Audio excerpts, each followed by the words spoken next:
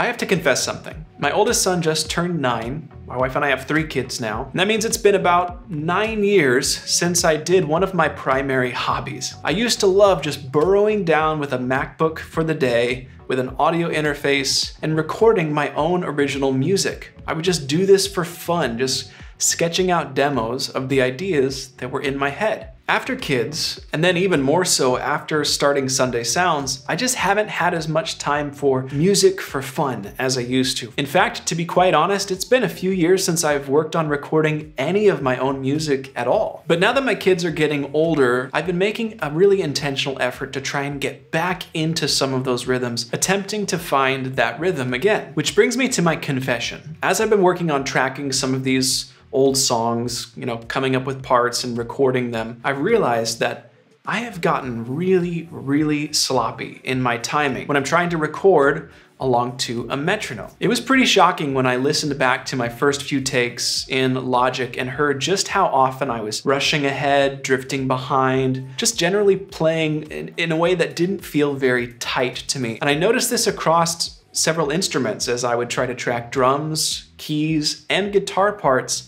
I just really wasn't in that sort of muscle memory space of being really locked in to the metronome. And I just blame this on how much time has passed since this has been something that I've regularly engaged in. So as I've been working on building back up this habit, it's been something I've been thinking about a lot. How can I play along to a click, a metronome, and really be good at it? And I think this is relevant to worship bands because a lot of worship bands are playing along to a click already, or if they're not, they have this maybe vague sense that they should be doing it. Honestly, I think every church that has the opportunity should consider playing along to a metronome. What do you think?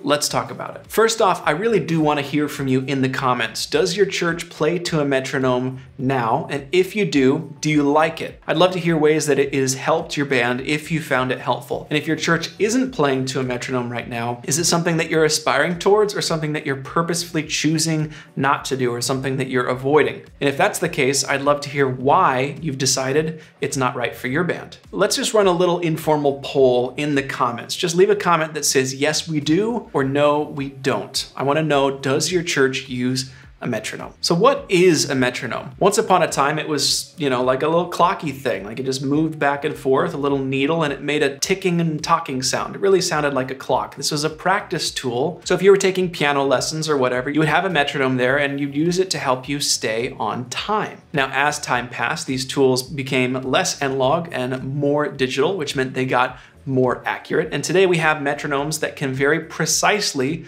represent time and give us a reference for how fast or slow we want to do something. So inside of the Sunday Keys, we have a metronome. I can turn it on with this cool little icon, which actually harkens back to the old school metronome. Check it out. So we're at 90 BPM right now.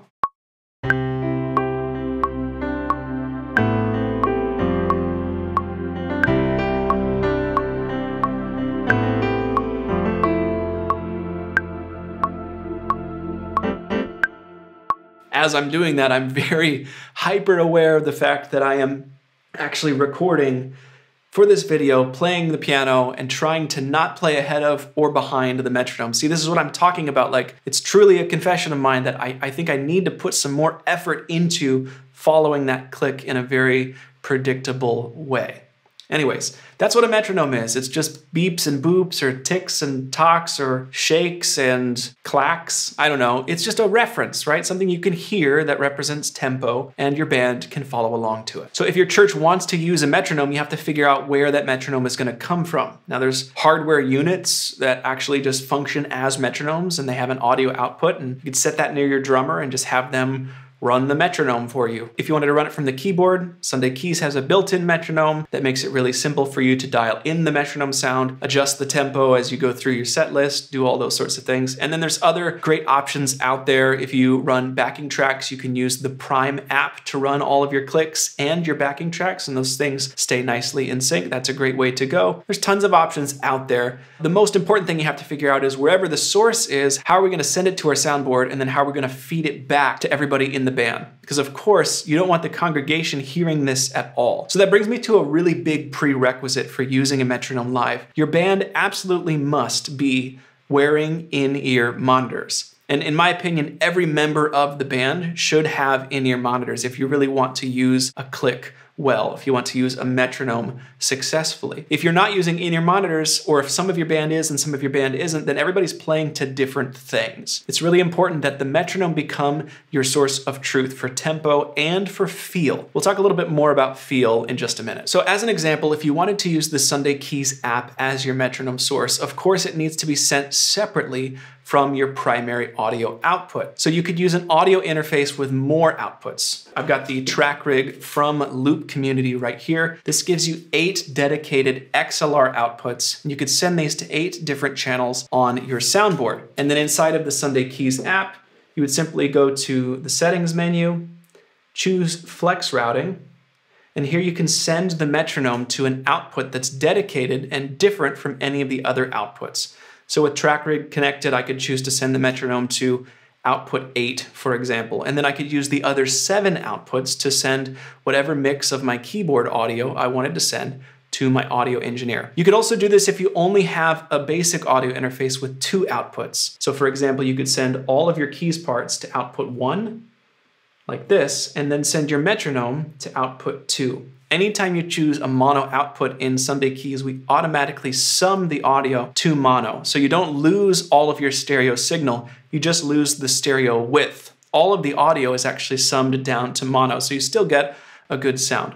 And honestly, if your sound system is mono, you don't need to worry about stereo. In fact, you shouldn't worry about stereo. You should send mono signals if your sound system itself is mono. And if you're not sure if it is, talk to your worship leader, talk to your audio engineer. I'm sure they'll be able to tell you whether your sound system is mono or stereo. So let's talk about a couple reasons why I think you should use a metronome. A metronome keeps you honest. As a band, it is impossible to ignore if you tend to rush or drag in certain parts of songs or certain energy levels or certain tempos, because you'll notice that you're not playing in sync with the metronome anymore. It is a guide that is brutally honest. I think that's sometimes why people get turned off from the idea of using a metronome. I can say from very recent personal experience, it does not feel good to be bad at playing to a metronome. But over time, the fact that it keeps you honest will end up helping you to improve. Another reason is that the songs your band is covering, the worship artists that you're listening to whose songs you're playing week in and week out, or weekend in and weekend out, maybe you got a midweek service, those songs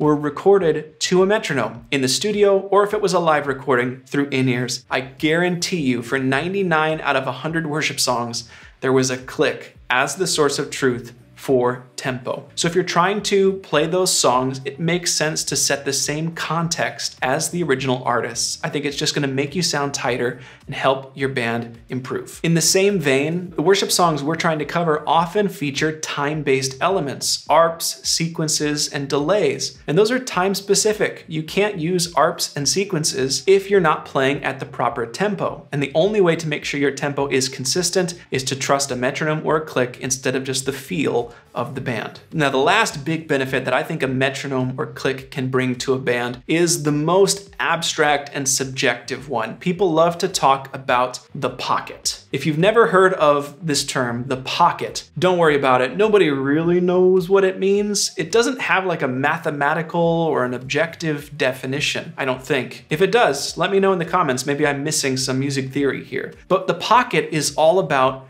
feel. Now you can get to this place of the pocket without a metronome. Let me try and describe it for you. It's that feeling where everybody in the band is in sync, playing in the same way. Not just at the same tempo, but with the same feel and to the same source, right? It's like there's something that everybody is following. It's this groove, this vibe. And if you don't have a metronome, then that's often the drummer, right? The drummer is playing and everybody else is kind of anticipating where the drummer is going to go next, because there's a sense of rhythm that all musicians hopefully have. But you're also all agreeing as a band, we're going to sit in with what the drummer is doing in a certain way. That could be right on top if it's very aggressive. So like if the drummer's doing that, I'm going to do that too. Or it could be a little bit more laid back on the beat so that it's like this little mesh of like the drummer's there and the band is there. Think like, you know, John Mayer's slow jams and how the drums are just laying something down and everybody else is just sitting in it. That's the pocket when the band gets in that thing, whatever that thing is. That's what people kind of mean when they say pocket. So if you don't have a metronome, you can get in the pocket with a drummer to some extent, especially if you have a very, very excellent drummer who's able to sort of maintain and build that pocket and doesn't close it, swallowing up everybody inside. But what I have found is when you have a metronome, it is so much easier as a band to find and stay in that pocket. And the pocket just feels good. It feels like the band is just locked in and grooving. And it doesn't mean you're always playing lazy, like behind the beat. It just means everybody's following the same source of truth. Everybody's interpreting what's happening musically and feeling it in the same way. And because the metronome is objectively perfect, it's perfectly on the beat for all time and always, everybody can follow it, including the drummer. So if everybody comes to a consensus on, okay, we all hear the click and we're all playing to it and with it in the same way, whether that's right on top of it or just chilled back a little bit, when you all get to that spot together, it just feels so magical. And if you've never experienced that feeling of pocket before and you're not using a metronome, I think you're gonna greatly increase your odds of finding that space as a band, finding that groove if you implement a metronome in your setup. Now that we've talked a bit about what a metronome is and why it might benefit your band, I wanna talk about how you can get started using a metronome. But first, I'm gonna play a metronome and I'm gonna give you 2 full bars, count them. This is just for you, special for you. And during these 2 bars, I want you to hit the subscribe button.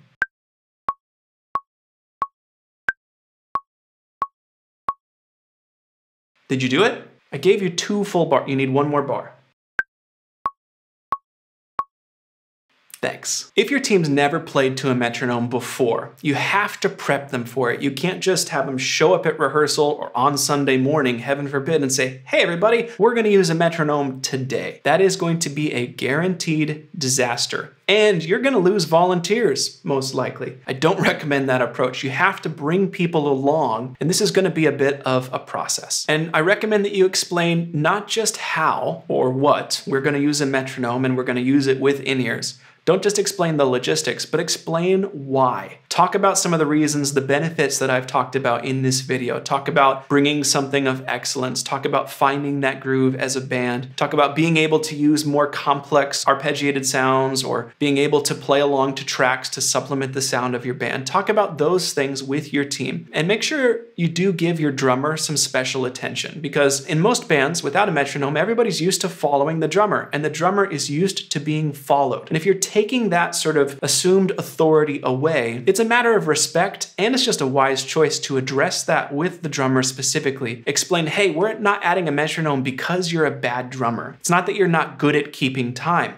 We have all these other reasons that we think this is going to be beneficial. This is not a chastisement of you, or this is not because you are bad at keeping time. This is just something that's going to level up the overall sound of our band. And in fact, it's going to help you to bring the best that you possibly can too. Once you've had some of these conversations and you're actually ready to start implementing, I definitely recommend giving it several dry runs at rehearsal before you actually start implementing it for your worship services. And during the very first rehearsal, I recommend giving people a chance to get familiar with the sound of the metronome itself. Because if you're using in-ear monitors, you either have everybody with individual control of the volume of the metronome in their ears, or they're going to be asking the audio engineer for more or less of the metronome. And what's really important if you want this to succeed is that the metronome sound is not so unpalatable to people in your band that they just turn it all the way down. So you have to spend some time dialing in a metronome sound that is prominent enough that your band is going to notice it even when you're playing at full strength, but not so annoying or blaring that everybody just wants to turn it down. So I'm going to turn the metronome on here in Sunday keys and give you a few examples. So I can go to the metronome tab in settings, and then I've got a bunch of different presets. So this is classic. Here's simple.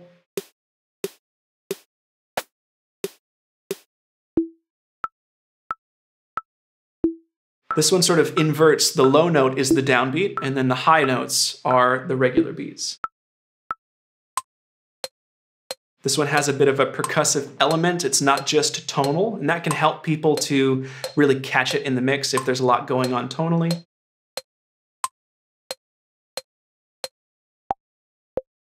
And then you've got different pitches and different timbres, different strengths. This one's quite high, which some people might initially find a little jarring, but it's really easy to keep this in the mix as it tends to stand on top of a lot of the other instruments in your band. This one's purely percussive, so if you don't like the tonal aspect, makes a little space. This one has a longer tail, which can be easier to keep track of at some slower tempos. Some people might find this one a little bit too tonal. It just depends on your preference. And a lot of these have a bit of noise and a bit of pitch. And then these last two could make more sense for acoustic sets or for practice at home. But if your band is not used to playing to a click, this is really hard to miss. And then lastly, of course, cowbell. Let me go back to this first preset here. Now within Sunday Keys, we can adjust the volume and the complexity of the metronome itself. So we can turn off the downbeat.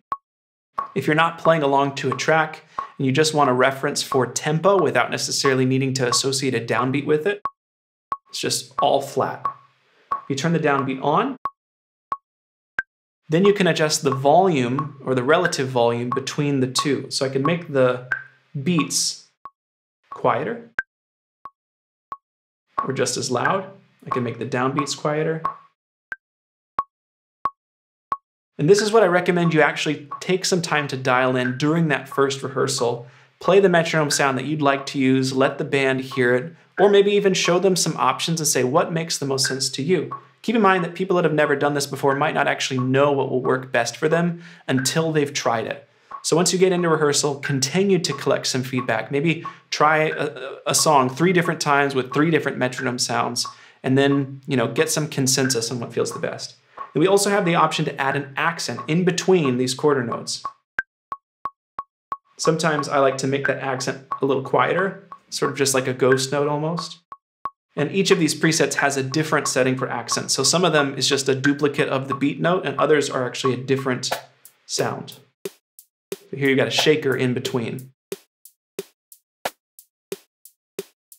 So as you do this first rehearsal, make this a ritual where you just get in there and you figure out what metronome sound is going to make the most sense for us, and at least give people a chance to get acquainted with the sound that you've selected. In these initial rehearsals, before you start using it live during your worship services, there's a few things you should practice. You need to prepare for how things can go wrong. First off, I think it's really important that everybody on the team understands what are we going to do when we get off of the click. You need to practice how you're going to handle losing the click. Everybody is all over the place. We're not following the metronome. It's obvious to us this is a train wreck. How are you going to handle that moment? Because I promise you're going to lose the metronome at least once during a worship service, and you will thank me that you had some plan in place for who's going to do what to try and move the worship service forward at that time. So you need to figure out whose job it is to determine, okay, we are off of the metronome, we have lost the click. And I don't recommend that that is the worship leader, because the worship leader should be primarily focused on the congregation when you're actually at church singing in congregational worship. And if they have to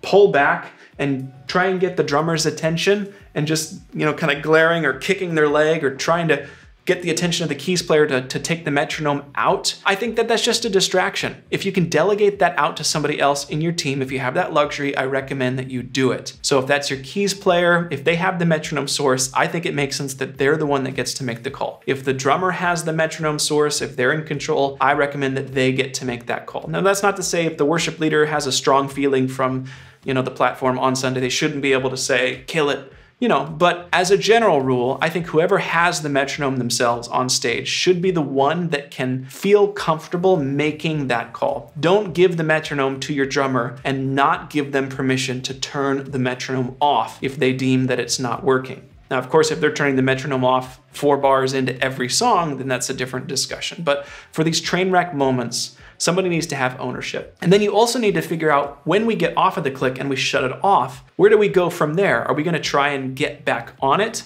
Sometimes bands will just restart it on the very next downbeat. 1, 2, 3, 4, boop. Other times it can be so big of a mess that You actually just need to leave it until the next song, especially if you find that you rushed really far ahead or dragged really far behind and you're not even playing near the same tempo anymore. If you try and bring that metronome back in, nobody's just gonna right back to the real tempo, right? It's just gonna be a train wreck again. So if it's very quick, if you just lost the tempo a touch, you can try bringing that back in, but you gotta practice that in rehearsal and make sure your drummer or your keys player, whoever else, is comfortable in doing that in real time and has some practice in seeing how that feels. And you also need to give that person the ability to say, you know what, this just isn't the song for us today with the metronome. We're gonna play it as best we can, and then we'll bring it back in for the next song. I also think you should practice rushing and dragging so that your band can identify these things. And this is really tough, but this is the true test of whether everybody in your band is actually listening to the metronome. And it's not a matter of just like, is it in their in-ears? Because you can make sure it's in their in-ears. Sure, you can, say, hey, everybody, please turn this up, and they will. But there's a difference between having it in your ears and listening to it. I found that some volunteers, some musicians, even though the click is blaring in their ears, they're listening to the drummer. They're listening to the acoustic guitarist. They're listening to the lead vocalist. They're not taking their cues from the metronome. And I get it, if this is something that's brand new to your team, if it's foreign to them, you have to give them this instruction, and then you have to give them this instruction again. Build up this understanding. So as a team, play to the metronome, just play like, just a G chord, da da da da, eighth notes, and then ask your team like, hey, let's rush this a little bit, play right on top of the click. See if you can play even a little bit ahead of the click. Let's speed this up. And it's gonna be hard, it's gonna be a train wreck. Some people won't be able to do it, but if your team can get there together playing right on top of it together, then you know everybody is actually listening to the click and then responding to it. And then try playing behind the click, maybe even trying to slow down and lose the click in that way. If your band is able to make these sorts of ebb and flow adjustments, it's a good indication that everybody has at least some mindset for, okay, I can't just play to the band, I actually have to play to the metronome. And this is the interesting dynamic shift, right? The metronome becomes the source of truth, and everybody's playing along to that metronome instead of the drummer. But that's where this pocket thing that I mentioned comes back in, because everyone in your congregation will just think, wow, the band sounds really locked in. Everybody's playing in a cohesive way. They won't even think that. They'll just say, the band sounded good today. But what they're gonna mean is that y'all were all in the pocket. You had put in the effort, you'd invested in the technology and the relational capital you needed to take your band to this next level. You put in rehearsal time, and then when you actually gave it a go at a worship service, the band sounded a bit tighter, a bit more comfortable, a bit more locked in than it had before. Lastly, if you're thinking that everybody on your team is gonna go along with this without any pushback or friction, I hate to break it to you, that's unlikely to be the case. So make sure you prepare mentally for how you're gonna address concerns, and make sure that you're actually doing everything you can to set up your volunteers and your band members for success. Make sure the technology, the audio routing, the in-ears, all of that, the system isn't getting in the way. Make sure the metronome sound that you're using is actually palatable, that everybody understands how it works. Make sure you've delegated authority, so when things go wrong, people don't feel like there's nobody in charge or nobody who could have seen that coming. And if your band members still have real concerns, make sure you listen to them, and you're gonna have to pastor through those times. Anytime you push forward in technology, you have to work to bring people with you so that people don't get left behind. If you've liked the metronome sound that I've been using in this video, it's in the Sunday Keys app now for Mac and iPad. We recently added a metronome with all of these great features to Sunday Keys. Folks have been asking for it for a while. We've been wanting to bring it to the app for a while, so I'm excited about that. There's a link in the description if you want to learn about the Sunday Keys app. And also thanks to our friends from Loop Community for sending us this track rig so that we could demonstrate how the audio routing works if you want to use a metronome along with your other keyboard sounds.